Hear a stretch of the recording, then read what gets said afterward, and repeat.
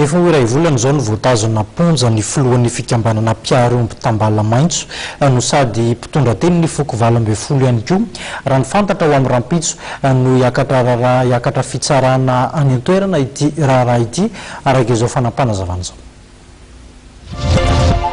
Rampitso no tanterahana ao amin'ny fitsarana Tsirono Mandidy ny fitsarana ny Randimby Elson William filohan'ny fikambanana mpiaromby Tambalamaitso ary mpitondra teny ny foko 12. Ratsehivina nitondra trano ny etaetan'ny mpiaromby manoloana ny firongatry ny alatromby any Boglava sy ny faritra samihafa eto amin'ny Nosy Rawili.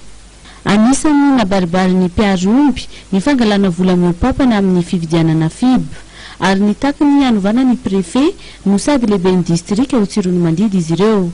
Rehefa tsy nahazo valiteny tamin'ny tompon'andraiki-panjakana, nirosy ny mpiaromby tamin'ny fampitsarana ny famatsiana omby tao amin'ny tsenan'omby tao Tsirono Mandidy.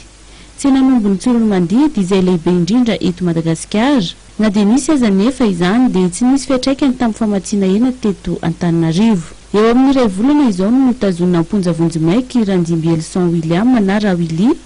Tsy nitsahatra ny antso ny fanafahana azy ny mpiaromby amin'ny foko 12 ary nisy mihitsy ny delegasiona tonga teto Andrenivohitra niaona tamin'ny tompon'andraikitra samihafa toy ny filohan'ny antenimera-pireneny.